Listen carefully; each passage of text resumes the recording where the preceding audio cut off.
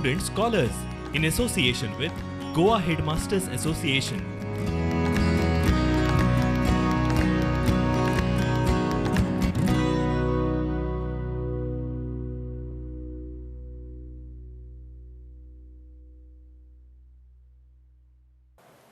नमस्ते बच्चों, आज तक हम लोगों ने पाठ कविताएं वगैरह पढ़ी है, लेकिन आज जो उर्वरित भाग है पेपर का या प्रश्न पत्र का वो मैं आज आपके सामने जो है प्रस्तुत करने वाली हूँ। आपको पता है बच्चों कि हमारे पेपर में यानी प्रश्न पत्र में करीबन 32 अंकों का जो है पाठ्य पुस्तक का हिस्सा रहता है, यानी कि पाठ और कविताएँ रहती है, और बचे हुए जो 48 अंक हैं वो रहते हैं व्याकरण के लिए, रचना के लिए और अपठित गद्य खंड के लिए।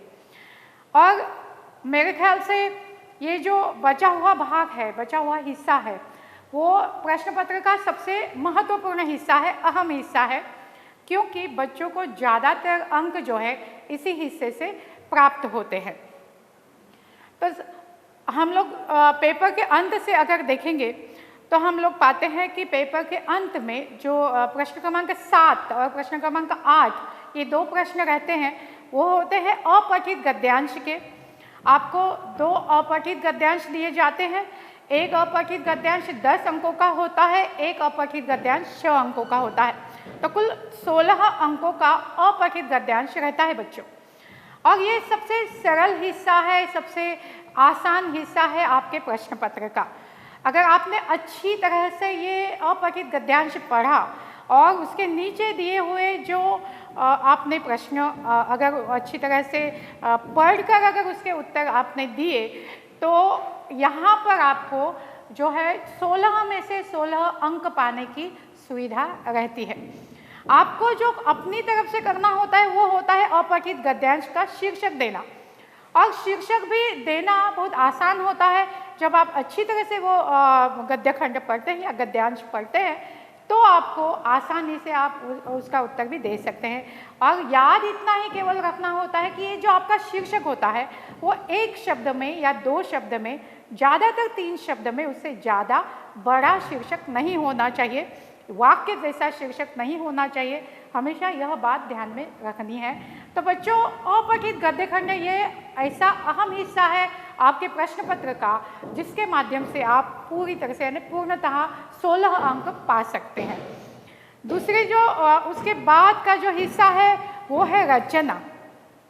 रचना का मतलब इस रचना में जो 3 प्रश्न आते हैं वो है पत्र लेखन, फिर कहानी लेखन और निबंध लेखन। ये तीनों प्रश्न जो है रचना के अंतर्गत आते हैं। और रचना में जो है आप सबसे पहले देखेंगे निबंध लेखन, जो प्रश्न क्रमांक 5 से शुरू होता है, 5 में आता है। तो निबंध लेखन जो है हमेशा याद रखिए बच्चों, निबंध 6 अंकों के लिए आता है।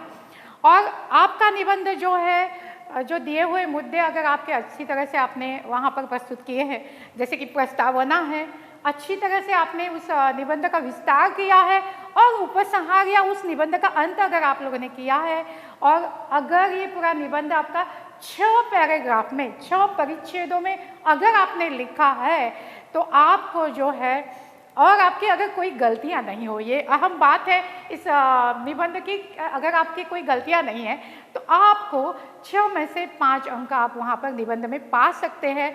और आप जो है, अगर आपकी गलतियां हो जाती है, अगर आपके मुद्दे ठीक तरह से आपने प्रस्तुत नहीं किए हैं, तो उस प्रकार से आपको अंक मिलते हैं।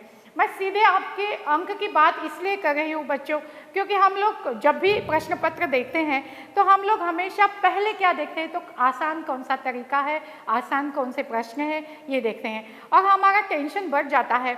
तो हमारा टेंशन न बढ़े इससे पहले से ही अगर मन की तैयारी अगर आपकी हो तो आप आसानी से प्रश्न पत्र आपका जो है सॉल्व कर सकते हैं। तो निबंध की बात हो गई। दूसरा जो प्रश्न रहता है, प्रश्न क्रमांक 6 और आ, ऐसे जो दूसरा जो प्रश्न है वो प्रश्न है पत्र लेखन।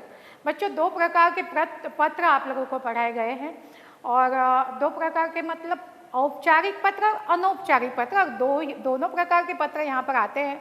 तो आपका चॉइस है, आपकी रुचि के अनुसार, आपके पसंद के अनुसार आप कोई भी पत्र लिख सकते हैं जो आपके लिए आसान रहे। तो पत्र लेखन में आप अगर पत्र का ढांचा अच्छी तरह से लिखते हैं, तो अगर आप अंग्रेजी पैटर्न से अगर लिखते हैं या आप पुरानी जो परिपाटी से चलता आया हुआ पत्र लिखते हैं, तो आप या ध्यान में एक रखनी है आपको बात, मद्देनज़र एक रखनी है बात कि आप दोनों पैटर्न मिक्स मत कीजिए। अगर आप अंग्रेजी पैटर्न से लिख रहे हैं, नए पैटर्न से लिख रहे हैं, तो वो पैटर्न ही आप रखिए। अगर आप पुराना पैटर्न रखना चाहते हैं तो पुराना पैटर्न ही रखिए, दोनों पैटर्न मिक्स मत कीजिए। तो यहाँ पर आपको अंक जो विभाजित किए जाते हैं, नाम, पता, दिनांक, फिर संबोधन, अभिवादन, फिर आपका जो है पत्र की प्रस्तावना, पत्र का विस्तार और पत्र का उपसंहार, ये कुल 3 परिच्छेद जो है आपके पत्र में आएंगे। और उसके अंत में आत्मसंबोधन और हस्ताक्षर के लिए, तो कुल इस प्रकार से आपके अंक जो है विभाजित किए जाते हैं। तो पत्र लेखन के लिए आपको यहाँ पर संभावना है कि अगर आपकी कोई भी गलती न हो, अगर आपका ढांचा सही हो, तो बच्चों आपको इसमें 5 में से 5 अंक मिल सकते हैं। दूसरा प्रश्न है आ का, यानी कि कहानी लेखन का। आपको एक रूपरेखा दी जाती है, एक ढांचा दिया जाता है कहानी का, और आपको कहा जाता है कि आप कहानी का विस्तार कीजिए, आपको एक अच्छा सा शीर्षक दीजिए और आप एक सीख दीजिए। तो शीर्षक और सीख के लिए एक एक अंक रहता है। आपको आपकी कहानी जो है 3 परिच्छेदों में लिखनी होती है। तो प्रस्तावना करनी है कहानी की, आपको विस्तार करना है कहानी का, और उपसंहार करना है। इसमें ध्यान में रखने लायक जो बातें हैं, जो आपको कहानी लेखन पढ़ाया जाएगा या पढ़ाया गया है स्कूल में, तो आपको ये बताया गया होगा कि जो भी पात्र है कहानी में, जो भी स्थल है, जगह है, या जिनको भी आप नाम दे सकते हैं, वो नाम आप वहाँ पर कहानी में दे सकते हैं। और कहानी जो है हमेशा भूतकाल में यानी घटी हुई है, इस ढंग से आप वो बता रहे हैं, इस ढंग से लिखनी चाहिए, ताकि पढ़ने वाला जो भी हो, वो परीक्षक हो या जो कोई आपकी कहानी पढ़ रहा है, उसको लगे कि यहाँ पर लेखक जो है हमें कहानी बता रहा है। तो इस किस्म का भाव, कहानी की भाषा जो है मुहावरेदार हो तो बहुत अच्छा है, और विदाउट गलतियाँ, यानी कोई भी गलती आप उसमें ना करें तो और भी अच्छा। तो इसके लिए आपको जो है 3 में से 3 मिल सकते हैं अंक। आप एक अच्छा सा शीर्षक दीजिए। यहाँ भी वही नियम है कि शीर्षक जो है बहुत छोटा होना चाहिए, यानी कि 2 या 3 शब्दों में, ज़्यादा से ज़्यादा 3 या 2, या अगर एक ही शब्द देते हैं तो भी बेहतर है। तो छोटा वाक्य पूरा का पूरा आपके शीर्षक के रूप में नहीं आ सकता, यह बात आपको हमेशा याद रखनी है। नीचे जो है सीख देनी है। आपने उस कहानी के माध्यम से क्या सीखा, आप क्या सीख बताना चाहते हैं, वो नीचे देनी है। तो आपके शिक्षक और सीख को एक एक अंक है, तो कुल 5 अंक कहानी लेखन को होते हैं बच्चों, और कहानी को भी आपको 5 में से 5 मिल सकते हैं। तो देखिए, हम लोगों ने देखा कि अपठित गद्यांश के लिए आपको 16 अंक मिल गए। फिर हम लोगों ने देखा कि कहानी और पत्र लेखन के लिए आपको 5-5, 10 अंक मिल गए। और आप जब निबंध लिखेंगे तो जाहिर है आपकी कोई ना कोई गलतियां होंगी, आपके मुद्दे पूरे नहीं होंगे, और बाकी के जो नियम है वो मद्देनज़र रखते हुए आपका एकाध अंक वहाँ पर काटा जा सकता है। तो वहाँ पर रचना में आपको 15 अंक मिलेंगे। तो 16 और 15, और फिर बचा जो हिस्सा रहता है वो रहता है बच्चों व्याकरण का। 16 अंक का व्याकरण है, और आज हम लोग व्याकरण देखेंगे, व्याकरण के कुछ अंश देखेंगे कि व्याकरण में क्या क्या आता है आपकी जो है फाइनल परीक्षा में, और फिर आपको उसको किस प्रकार से लिखना है, या किस प्रकार से व्याकरण का पूरा जो भाग है वो आपको वहाँ पर पूर्ण करना है। तो व्याकरण में जो जो आता है वो मैं आपको पहले बताती हूँ। सबसे पहले तो सहायक क्रिया आती है, उसके बाद वाक्यों के भेद आते हैं, आपको कोष्टक में दी गई सूचना के अनुसार वाक्य परिवर्तन करके लिखना होता है। अनेकार्थी शब्द आते हैं, फिर समानार्थी शब्द आते हैं, फिर भाववाचक संज्ञा आती है, विशेषण आते हैं और मुहावरे आते हैं। तो मुहावरे 4 अंकों के लिए आते हैं। ये कुल जो है 16 अंकों का व्याकरण रहता है बच्चों।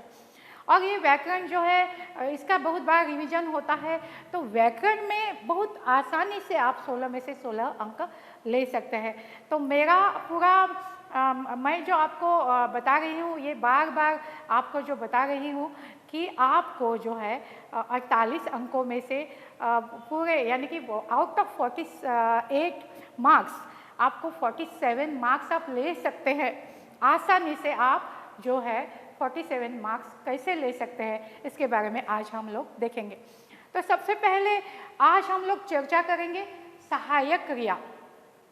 सहायक क्रिया ये जो व्याकरण का सबसे पहला प्रश्न है, तो इसमें जो है आपको सहायक क्रियाएं दी जाती है प्रश्न के तौर पर, और जिसके आपको वाक्य बनाने होते हैं, यानी कि आपको ये जो सहायक क्रियाएं हैं वाक्य में ढालनी होती है।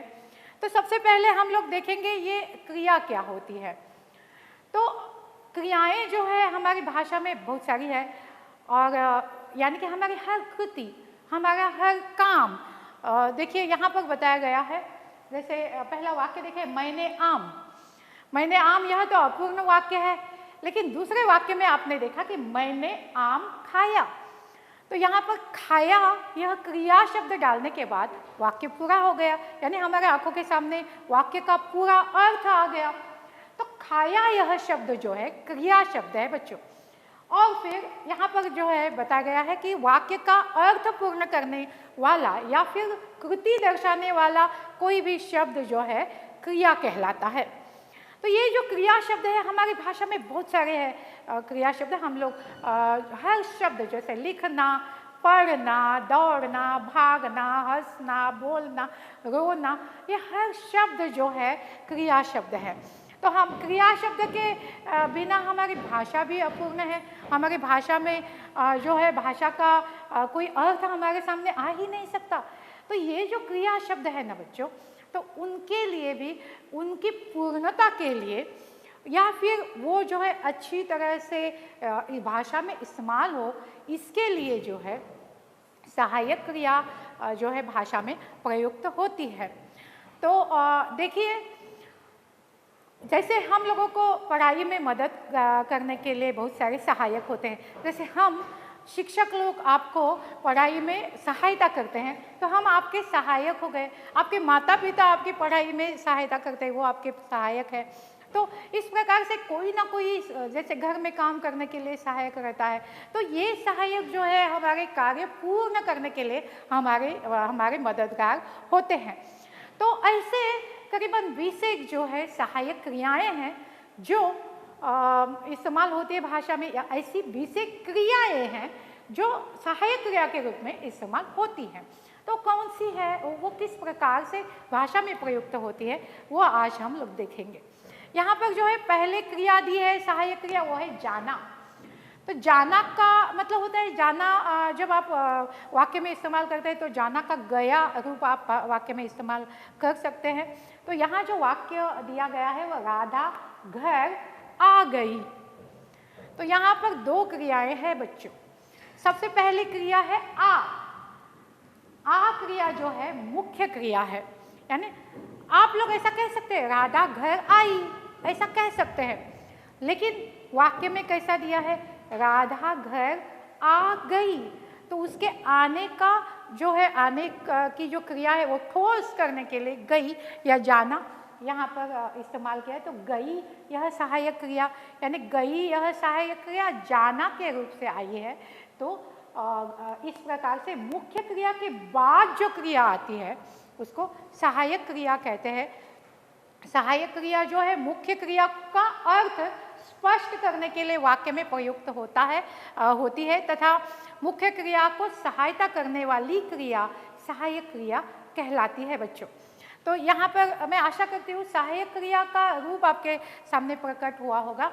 दूसरी जो क्रिया है डालना, तो डालना यह सहायक क्रिया है, और यहाँ पर वाक्य है राम ने रावण को मार डाला। तो यहाँ पर मार यह मुख्य क्रिया है और डाला यह सहायक क्रिया है। तो बच्चों आप लोगों को याद ये रखना है, डालना क्रिया सहायक क्रिया के रूप में इस्तेमाल करते वक्त, क्योंकि डालना क्रिया ये थोड़ी सी विध्वंसक है, थोड़ी सी भीषणता उसमें आती है, क्योंकि डालना क्रिया हमेशा मारना, कुचलना, तोड़ना, फोड़ना इसके साथ ही आती है। डालना क्रिया बिल्कुल बाकी किसी क्रिया के साथ नहीं आती है। तो हमेशा याद ये रखना है कि डालना क्रिया विध्वंसक है। और जैसे मैंने गमला तोड़ डाला, मैंने पुस्तक फाड़ डाला, मैंने चींटी को कुचल डाला, तो इस प्रकार से विध्वंसक क्रिया के रूप में आप डालना सहायक क्रिया के रूप में इस्तेमाल कर सकते हैं। दूसरी जो क्रिया है यहाँ पर सकना। सकना क्रिया जो है, वाक्य यहाँ पर दिया है राज गाना गा सकता है, तो सकना क्रिया क्षमता बताता है। जैसे मैं कविता लिख सकती हूँ, लिखने की क्षमता, मैं भाषण कर सकती हूँ, करने की क्षमता, तो अपनी क्षमता दर्शाने वाली क्रिया है सकना। तो यहाँ पर जो है गाना यानी गा यह मुख्य क्रिया है और सकना यह सहायक क्रिया है बच्चों।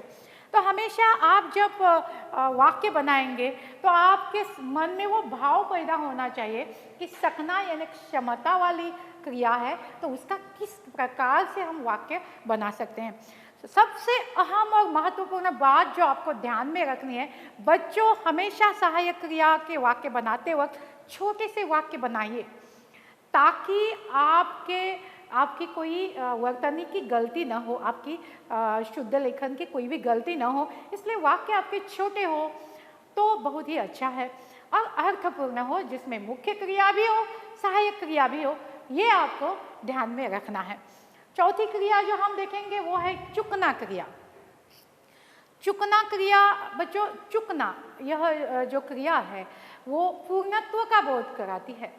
पूर्णत्व का बोध कराती है का मतलब कोई भी काम हो गया है यह दर्शाती है। जैसे कि माधव पढ़ाई कर चुका, तो वो काम कब का हो गया है, पूर्णत्व को पहुंचा है, यह दर्शाने वाली क्रिया जो है वो है चुकना। तो इसमें जो है कर यह मुख्य क्रिया है और चुकना यह जो है सहायक क्रिया है, या चुका यह सहायक क्रिया है।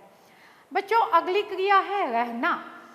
तो रहना जो है इसमें वाक्य देखिए, रमेश काम कर रहा है,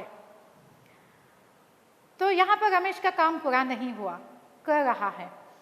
तो यहाँ बच्चों याद रखिए, अगर आप लोगों ने काल पढ़े हैं तो आपका अगर कोई भी अपूर्ण भूतकालिक क्रिया या अपूर्ण वर्तमानकालिक क्रिया अगर आपको याद आते हैं तो रहना क्रिया हमेशा अपूर्ण भूतकालिक या वर्तमानकालिक क्रिया के साथ आती है। तो वो काम कर रहा है, वो पढ़ाई कर रहा है, वो खाना खा रहा है, वो गाना गा रहा है, अब तक पूरा नहीं हुआ है, यह भाव दर्शाने वाली रहना क्रिया है। तो यहाँ पर हम लोगों ने वाक्य लिया है रमेश काम कर रहा है, तो यहाँ पर कर मुख्य क्रिया है और रहा यानी रहना सहायक क्रिया है। मैं आशा करती हूँ आप लोगों को सहायक क्रिया समझ में आ रही है। देखिए अगला जो छठी जो क्रिया है वो है लेना। पिताजी ने किताब खरीद ली। अब यहाँ पर लेना यह क्रिया कुछ भी प्राप्त करने का भाव लेना यह क्रिया से आता है। तो लेना यह क्रिया ऐसी है ना बच्चों कि इसमें आप लेना दो बार इस्तेमाल कर सकते हैं। लेना यह क्रिया आप मुख्य क्रिया के रूप में भी इस्तेमाल कर सकते हैं और सहायक क्रिया के रूप में भी इस्तेमाल करते हैं। जैसे कि मैंने मेरी किताब ले ली, तो ले यह आपकी हो जाएगी मुख्य क्रिया और ली यह आपकी हो जाएगी सहायक क्रिया। तो लेना इस प्रकार से जो है हम लोग दो बार इस्तेमाल कर सकते हैं। तो यहाँ हम लोगों ने इस वाक्य में देखा कि पिताजी ने किताब खरीद ली, तो खरीद यह यहाँ पर मुख्य क्रिया है और ली यह लेना का रूप है जो सहायक क्रिया है। अगली जो क्रिया है बच्चों वो है देना, सातवीं क्रिया है। और देना जो है हमेशा देना यह जो क्रिया रहती है वो परहित में, दूसरों के हित के खातिर, दूसरों के खातिर ये देना क्रिया रहती है। अब देना का वाक्य यहाँ पर जो हमने लिखा है वो है मुझे मेरी किताब दे दो। यहाँ पर जैसे कि ले लो लेना का दो बार इस्तेमाल होता है, वैसे देना का भी दो बार इस्तेमाल होता है सहायक क्रिया के रूप में। और मुख्य क्रिया के रूप में, तो यहाँ पर उसका उदाहरण मैंने दे दिया कि मुझे मेरी किताब दे दो, यानी कि दे यहाँ पर मुख्य क्रिया है और दो यहाँ पर जो है सहायक क्रिया है बच्चों। तो उसके बाद देखिए 8वीं जो क्रिया है वो है लगना। लगना क्रिया जैसे यहाँ पर वाक्य बच्चे चिल्लाने लगे, बच्चे रोने लगे, बच्चे भागने लगे, बच्चे दौड़ने लगे। तो बच्चे दौड़े ऐसा आप कह सकते हैं, बच्चे चिल्लाए ऐसा आप कह सकते हैं, लेकिन चिल्लाए कैसे, वो भाव नहीं प्रकट होता, पूर्णत्व का भाव। बच्चे चिल्लाए तो कब चिल्लाए, कैसे चिल्लाए, यह भाव प्रकट नहीं होता है। तो वहाँ पर जैसे आप जैसे कोई भी, जैसे सांप को देखकर बच्चे चिल्लाने लगे, अगर पूरा वाक्य लिख सकते हैं तो वो आप पूरा वाक्य भी लिख सकते हैं। या जैसे कि भैंसे को देखकर बच्चे दौड़ने लगे या कुत्ते को देखकर बच्चे दौड़ने लगे, तो इस किस्म से भी आप वाक्य बना सकते हैं। तो यहाँ पर चिल्लाने या दौड़ने यह मुख्य क्रिया है और लगे यह सहायक क्रिया है। तो हमेशा याद रखिए सहायक क्रिया हमेशा मुख्य क्रिया के साथ ही आती है, वाक्य के अंत में लिखी जाती है। ये बात जो है महत्वपूर्ण है। उसके बाद 9वीं जो क्रिया है वो है पढ़ना। पढ़ना, यहाँ पर बहुत बार हम लोग जो गलती करते हैं, पढ़ना को हम लोग पढ़ना के रूप में इस्तेमाल करते हैं, उसका अर्थ हम लोग गलत समझ बैठते हैं, वाक्य गलत हो जाता है। आप ठीक तरह से पढ़िए कि आपका वाक्य, ये आपकी क्रिया कौन सी है। पढ़ना का मतलब है गिर पड़ना, नीचे पड़ना, ठीक है। तो यहाँ पर वाक्य है बंदर पेड़ पर से गिर पड़ा, बच्चा साइकिल पर से गिर पड़ा। तो इस प्रकार से जो है यहाँ पर इस वाक्य में हम लोगों ने देखा कि गिरना यह मुख्य क्रिया है, पढ़ना यह सहायक क्रिया है। अगली क्रिया है पहुँचना। तो पहुँचना यह जो क्रिया है बच्चों, इसमें कहीं भी पहुंचना का भाव होता है कि मैं घर पहुंचा, मैं स्कूल पहुंचा, मैं बाज़ार पहुंचा। तो इस प्रकार का पहुंचना, मैं वहां पर जा चुका हूं या मैं वहां पर पहुंच चुका हूं का भाव यहाँ पर इस जो है सहायक क्रिया से प्रकट होता है। तो वाक्य है मैं गांव के बजाय जंगल में जा पहुंचा। तो जा पहुंचा, मैं घर के बजाय स्कूल जा पहुंचा, या मैं स्कूल के बजाय वाचनालय जा पहुंचा। तो जा पहुंचा, तो ये वहाँ पर यानी गलती से हम लोग वहाँ जाकर पहुँचे हैं, इस किस्म का भाव जो है पहुँचना की क्रिया में आता है। यहाँ पर इस वाक्य में जा यह मुख्य क्रिया है और पहुँचा यह या पहुँचना यह जो है सहायक क्रिया है। अगली जो क्रिया है वो है होना। तो होना का प्रयोग हम वाक्य में होगा इस प्रकार से करते हैं बच्चों। तो होना का वाक्य कैसे हो गया, देखिए, तुम्हें अभी बाजार जाना होगा, जाना होगा, तुम्हें स्कूल जाना होगा, तुम्हें पढ़ाई करनी होगी।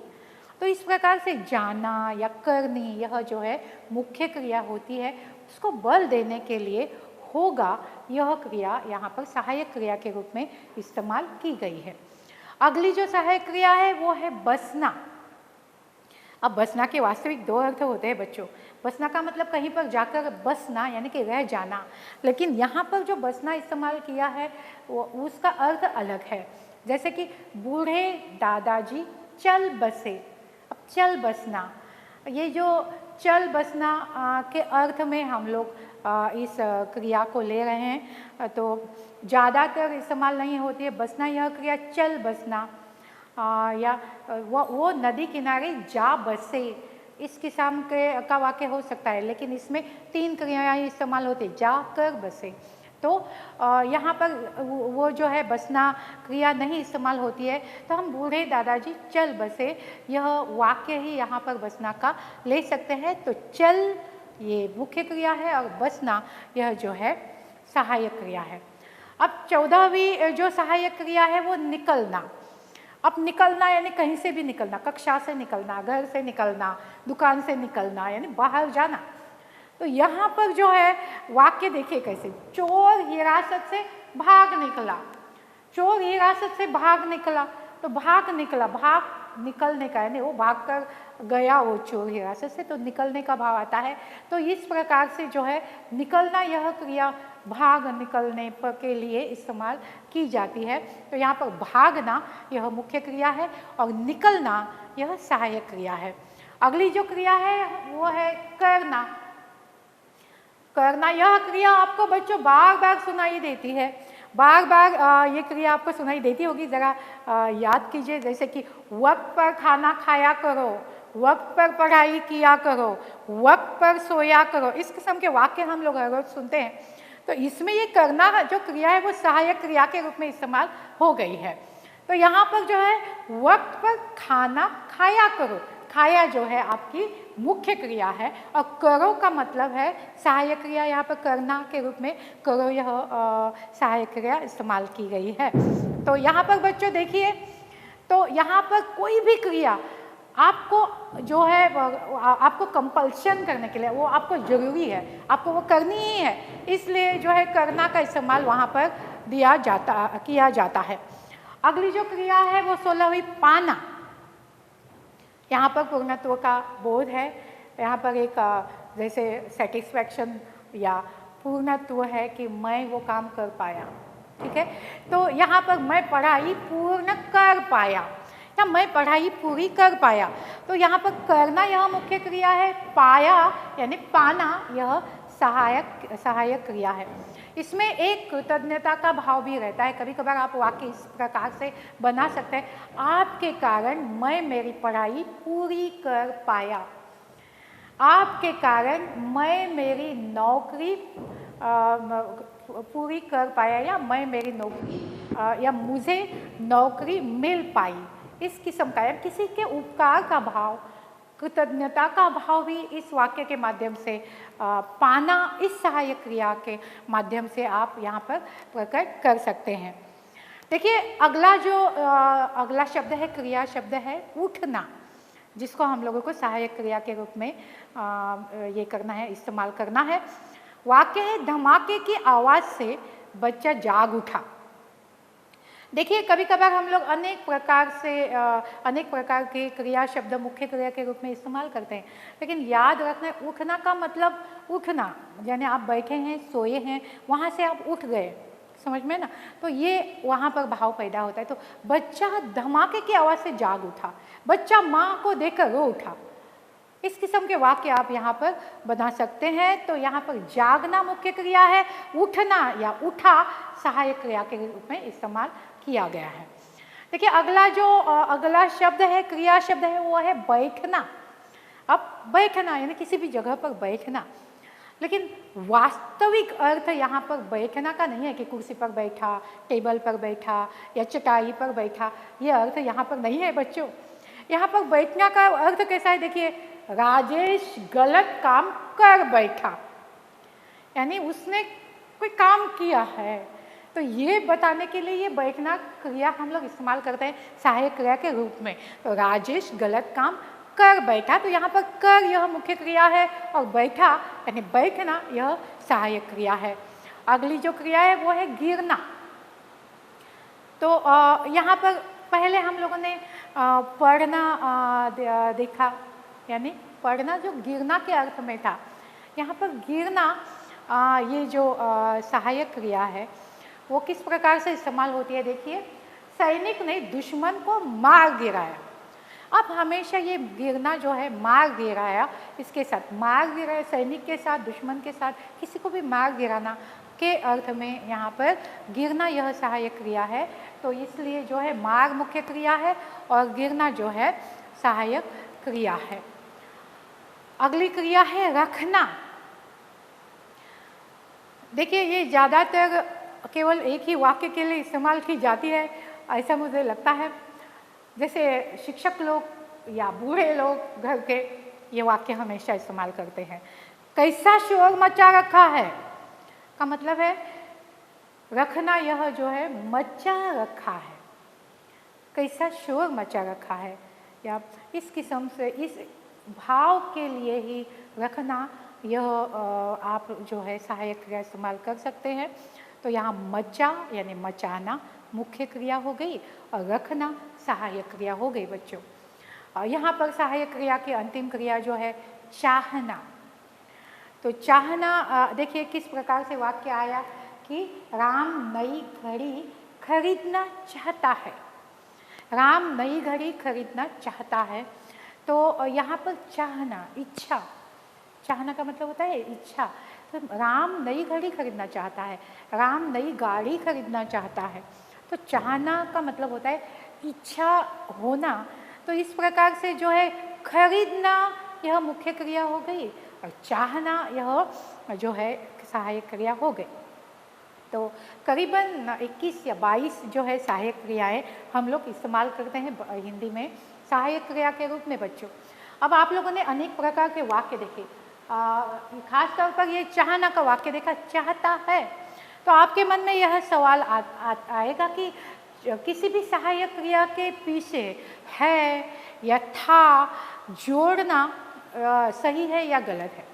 बच्चों ये है या था जोड़ने से हमारे सामने क्या स्पष्ट हो जाता है कि वो काल स्पष्ट हो जाता है कि वर्तमान काल है या भूतकाल है या भविष्य काल है। ये काल दर्शाने के लिए है या था इस्तेमाल किए जाते हैं, उसका और सहायक क्रिया से कोई संबंध नहीं है। अगर आप वो वाक्य, पूरा वाक्य अगर आप भूतकाल में बताना चाहते हैं तो आप इस प्रकार से बता सकते हैं कि राम नई घड़ी खरीदना चाहता था।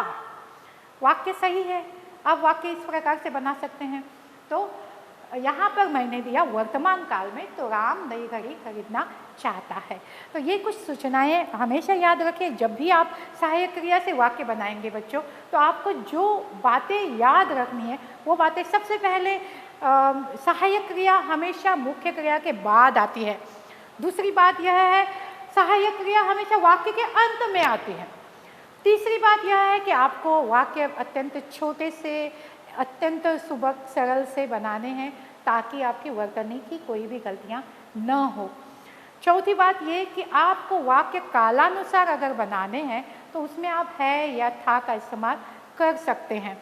और पांचवी बात आपको जो याद रखनी है कि वो जो सहायक क्रिया है आप वाक्य में बना रहे हैं तो उन सहायक क्रियाओं का कुछ एक अपना अर्थ है।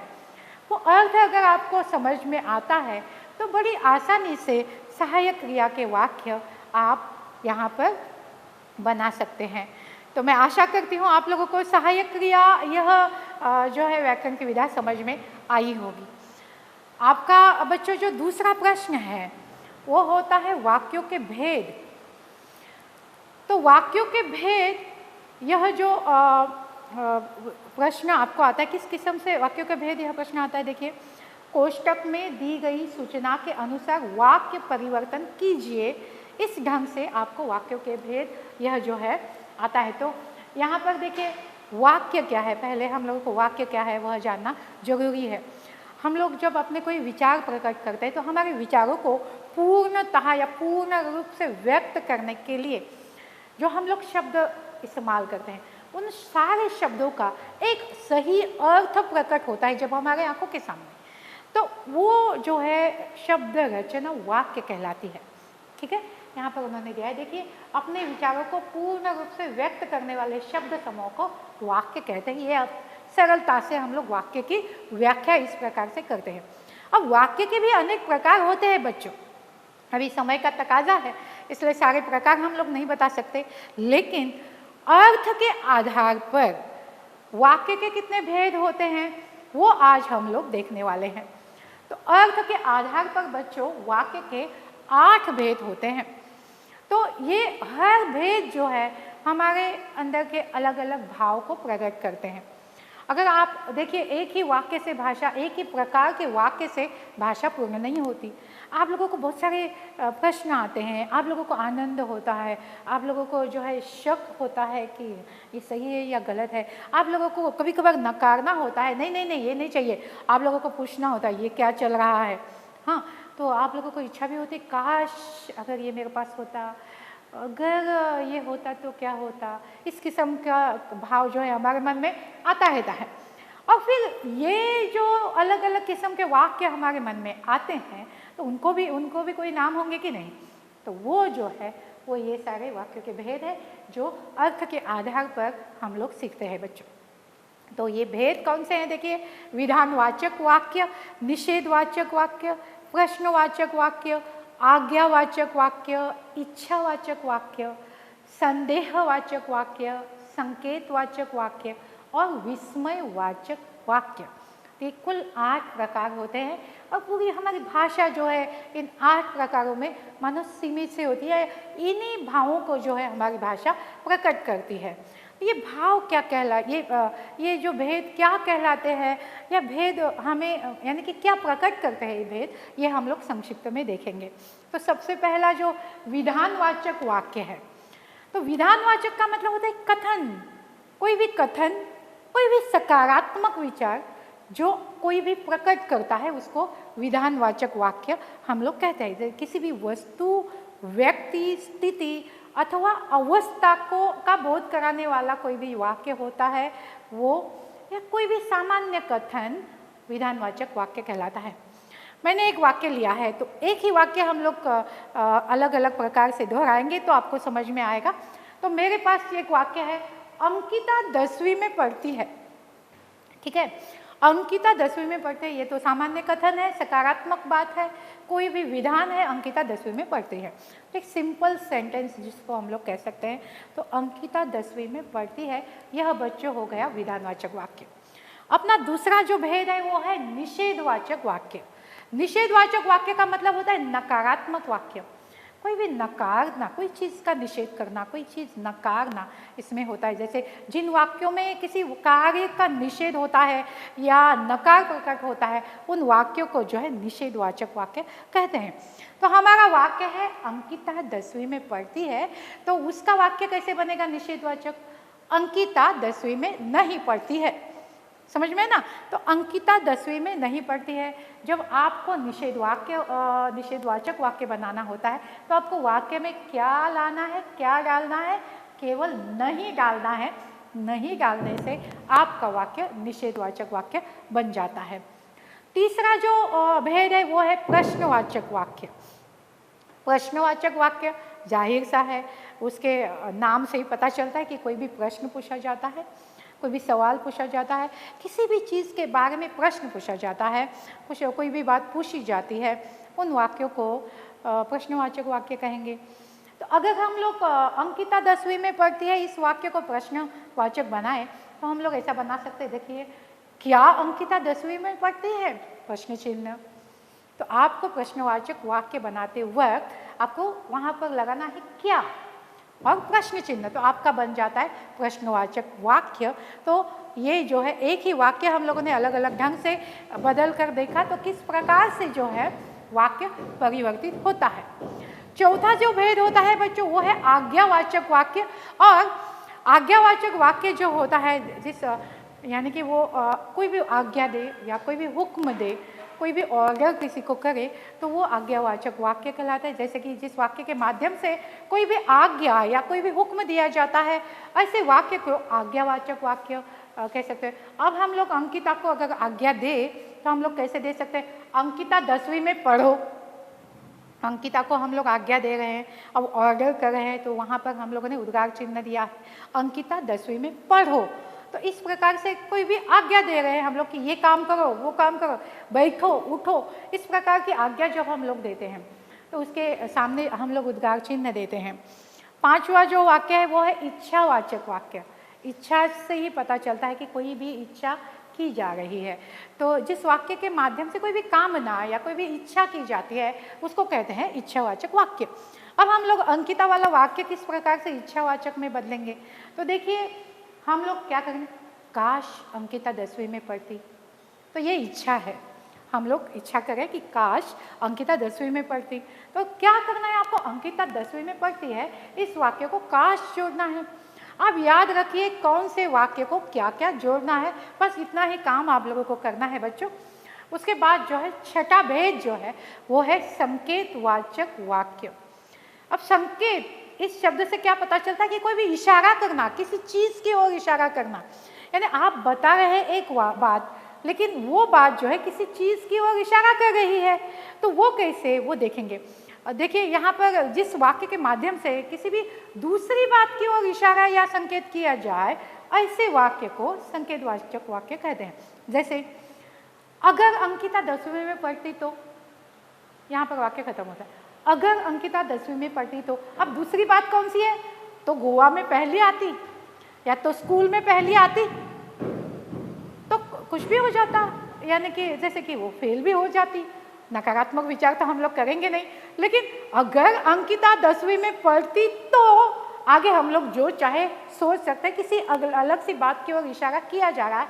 हमेशा याद रखें, संकेत का मतलब होता है इशारा करना, और संकेतवाचक वाक्य जो है ऐसा बनाना चाहिए जो किसी दूसरी बात की ओर इशारा करे। वहाँ पर वाक्य कंप्लीट करने की जरूरत नहीं है।